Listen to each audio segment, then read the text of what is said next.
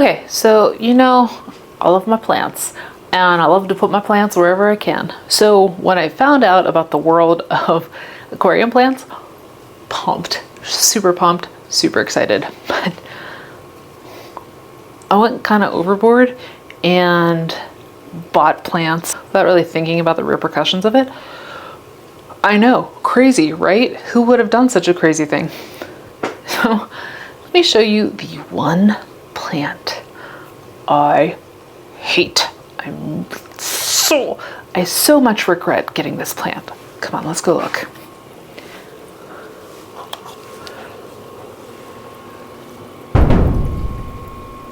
Duckweed. So if you're not familiar, duckweed is a floating plant. As you can see, it floats on top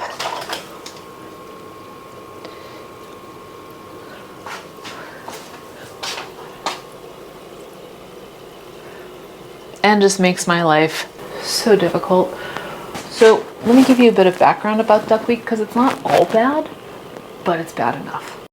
Duckweed, or Lemna minor, is found throughout the world. It's actually on most major continents, and it's usually found on top of still-ish bodies of water. Now, it's so prevalent that it's actually used as a dietary supplement because it's so full of, or it can be full of, nutrients, minerals, and all of that stuff. Obviously, I've already given it a bad rap in my intro, but why would somebody want to have this in their aquariums? Well, for one, it's a great place for shrimp and snails like this guy to ride on. They love just hanging out on the top of it and collecting all the little nutrients in it. It's also really good for absorbing metals and stuff that's in typical tap water that can really hurt your fish. So a lot of people love to have it because it's really good at sucking up all of the stuff that you really don't want in your aquarium. Also, I found that some fish, platies in particular, or at least my platies, really love to snack on it. So it's a good little thing for them to munch on. So that's the good. Now let's talk about the bad. You're just never getting rid of it. Never. I actually moved and took down all of these tanks. Poured water out, sand out, everything, plants out, because we had to move and there's no way you're taking tanks that are full. So my point is, these were clean and still it came back with a vengeance. They're just like, you're just not getting rid of it. And by the way, I've been looking in all of my Etsy sale, my Etsy purchases, my Aqua Swap purchases. I don't think I ever bought this. I think that it came on maybe some of my floating plants, maybe some of my regular plants. I don't know where it came from, but I did not do this on purpose. So I'm really glad to say that, because I was kind of worried I did this to myself. And I guess I did in a way, but you know what I mean. Also, this seems to be a me problem because all of my research shows me that apparently this shouldn't be happening. But for me, I found that it helps hair algae to grow because it gives it something to stick to on the surface. And I don't know why it's doing that in my tanks. All of the experts apparently say it's not supposed to be happening, but if it's happening to you, FYI, it happens to me too. And that brings me to my next point. It sticks to everything. Here is a skimmer. Here is whatever these are called. I don't remember right now. Let's say fish cage, aka thing that keeps the babies alive. You never get rid of it. It never comes off. It sticks to everything. It creates a stupid amount of detritus. You can tell actually what the difference in detritus is once you get this, because it just, as it dies and decays, it sinks to the ground and causes so much extra crap on the bottom of your tank. And finally, it causes an immense amount of frustration for your bottom plants. They are having their light blocked. They're having nutrients taken from them.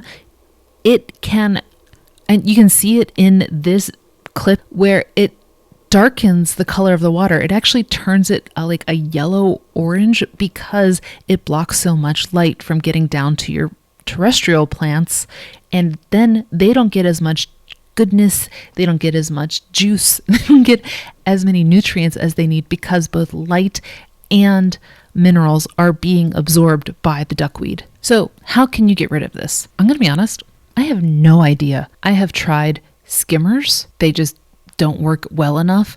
I have tried, like I mentioned before, breaking down the tanks and completely cleaning them out, still stuck somewhere and was enough for it to come back with a vengeance. The best advice I can give you is preventative. Make sure whatever you're bringing in is thoroughly inspected, and that means plants, fish, decor, whatever. Make sure you give it a good once over. Put it in an isolation tank for a couple of days before you introduce it into your main tank. That way, if there's any kind of stowaways or hangers on, they will come out by then. And that means the same thing for snails, for anything you don't want in your tank. This is the best way to do it, is to be preventative and be aggressive about your preventative measures. Some people will even go as far as using like a very diluted bleach concentrate on their plants. And I've never done that. I am too much of a paranoid person to think that like I won't clean it enough and something terrible is going to happen to my fish or the plant or the whole tank. So maybe that works. Leave a comment if that's worked for you. But yeah, the best way that I have found to keep duckweed out, obviously not successfully, is to be preventative, thoroughly inspect whatever's coming in, and if you can, try your best not to mix the stuff that goes in your tanks. I admit I am really bad with that. I use the same gravel vacuum every time I clean my tanks. I use it across all 4 tanks. If I was a better fish keeper, I probably wouldn't do that, and I would have dedicated hoses and skimmers and things like that for my aquariums. I don't. I'm not going to lie to you and pretend that I do. I don't. Unfortunately, this isn't a very happy video. I apologize, but wanted to let you know that there are purchases I regret. This one, even though I think I didn't purchase it, is still a regret, and it reminds me every day to be more diligent about what I introduce into my house and my aquariums.